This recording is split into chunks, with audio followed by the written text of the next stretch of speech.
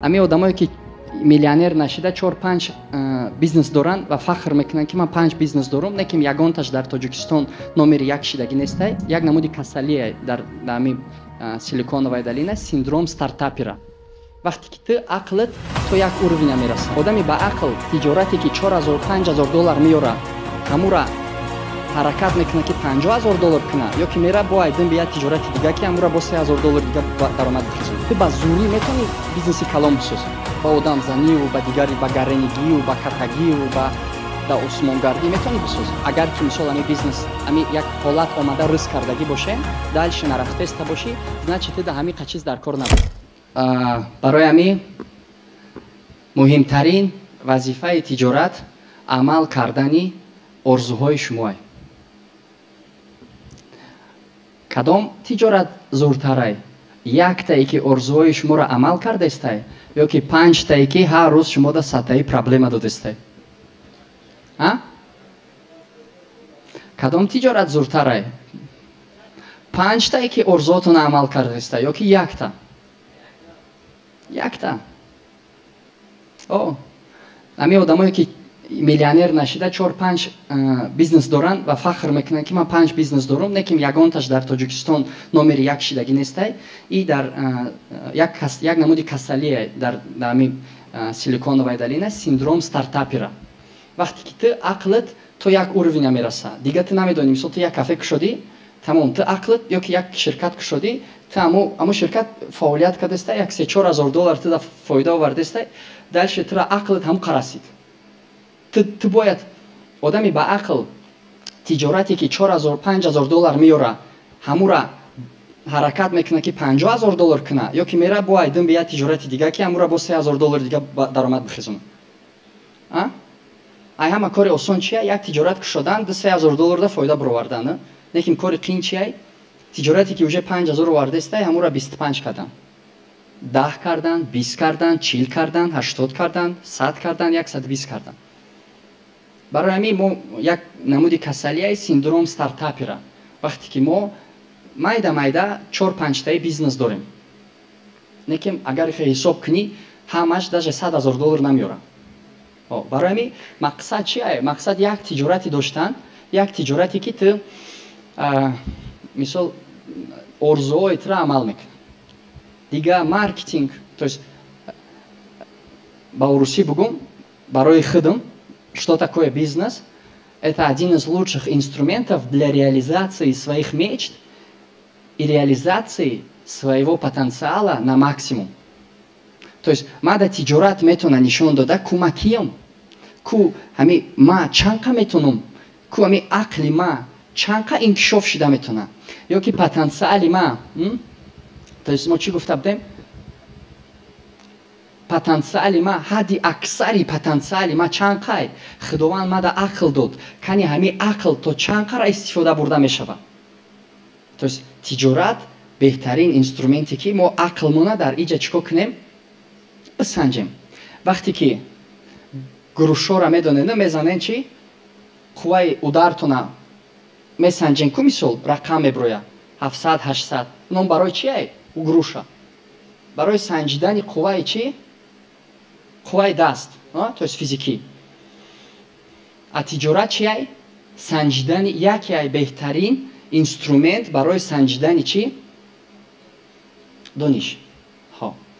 ту ба зурӣ метавони бизнеси калон бисозӣ, ба одамзанию, ба дигари, ба гаренигию, ба катагию, ба да осмонгардӣ метавони бисозӣ. не тиҷорат, агар ки мисол шумо да тиҷорати даромад меовардагӣ битан дар дастон, не ки ақл надошта бошен, чӣ мешавад?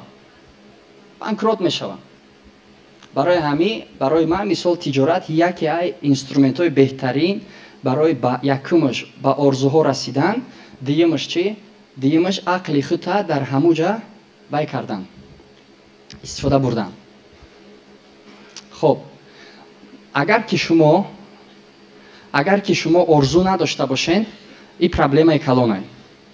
барое ки дар бизнес, барои бизнес кардан шумо вақте ки тиҷорат мекунӣ, ай пеш мушкилиҳои калон мегзара, меброя, то есть беҳад бисёр мушкилӣ меброя.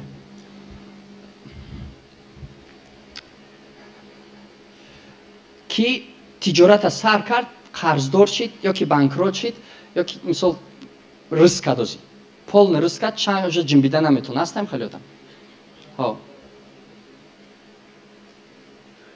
вақте ки риск мекунӣ, медонед чӣ маъно дорад?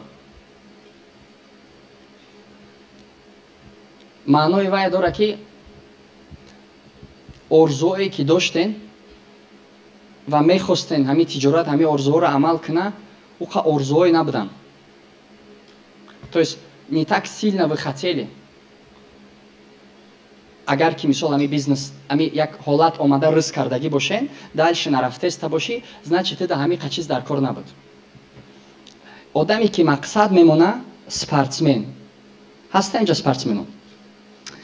спортсмене ки мақсад мемона ки чемпион шава, шикастани даст ё ки шикастани поча ё ки шикастани бинӣ метавона орзуош ура манъ кунад. касе ки машқ кардагиен, дидагиен одамое ки зал омадагиан, ягон спаррингда удари безебшон задагиан, дига омадагӣ нестанд, ба ҳамин карьераи спортиро бас кардагиан. Дидагиенам хелеора? фарқияти одаме ки задагианша бас кардагиай, ай ӯе ки задагиан давом додагиай чиай? Мақсад, орзу. ҳамхе аст? То есть мисол ту меёй мегӣ ки ман бояд чемпион шавам, ман бояд мастер спорт шавам, ман бояд зури дом шавам. А мақсадои мо дига хебдан. Мақсадои мо чӣ будан? Зури дом, зури синф, зури кӯча, гапзан шавам. То есть вақте ки тура задан, ту дига маиб, ман як ҷура доштум, ҳамсоя якм рӯз зал бурдумша.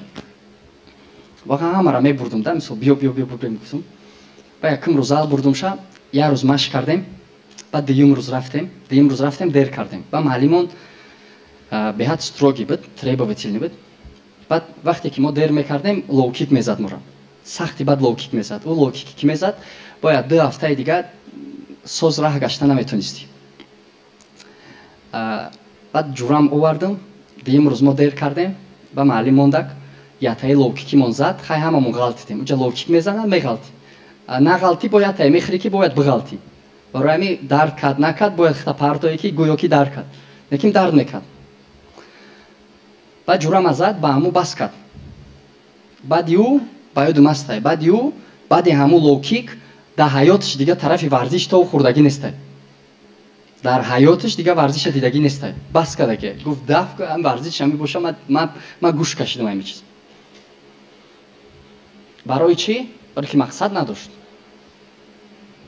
барои ки намедонист барои чӣ машқ рафтестай. Намедонист ки барои чӣ машқ рафтестай мисол. ама мотиватсия сахт доштум. Ман лицеи Туркия Ҳоҷи Камолда мехондум, бари модам мактаби 37 буд. Ям ка 37 хондагай. Мактаби беҳад хулиганӣ буд. Ба моро мезадан. хайчхе моро ҳама ботаник мегуфтанд, лицеи туркӣ мехондагиё типа ботанико аз 37 чхели буд, хеле ҳама ҷанговар буд.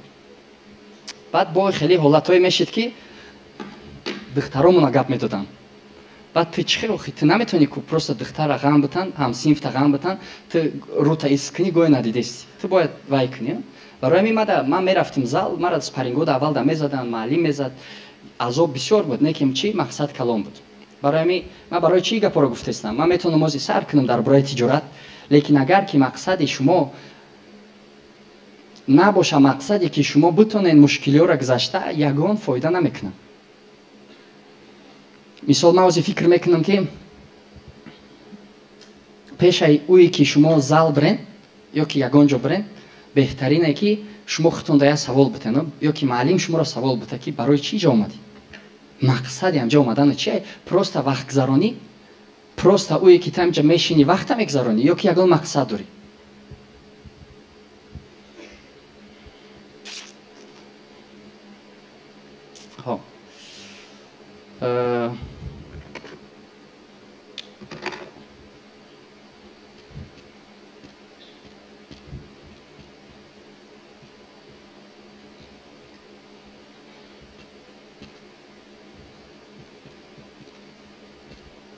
بیاین 3 минут вақт.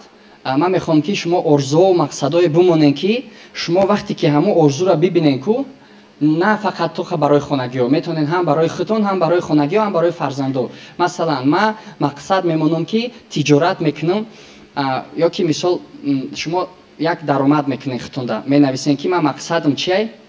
مقصدی من مثال ماهانه $10,000 کار کردنه. $10,000 کار کردنه برای چی؟ سبب در چیه؟ سبب همین شما کار کردن در چیه؟ تو یک نمود ارزو و یک نمود سبب باشه که شما حتی $1,000,000 قرضدار شوین همون چیز شما را من کده نتونم. یعنی بگین که من قرضدار میشم و نه که من میبرم. میدونین من $120,000 قرضدار شدگی بودم. یکی از سببایی که من برآمدم میدونین چی بود؟ برای که من پیش از تجارت سر کردن خودم لیمیت موندگی بودم. من گفتم که من تجارت رو آمدستم، در تجارت آدما بانکروت شدستن، قرضدار شدستن. من میتونم تجارت رو آمده قرضدار شوم. میتونم. وقتی که تو زال میری، مثلا بای بسپراول میری یا که سامبو میری، تو میتونی دستش کنی. تو میتونی نکاوت برای 3 روز دیگه با خود نیایی. میتونی. اگر ای چیز بترسی باید برای جایی که نه. یعنی همین چیزا باید تیار باشی.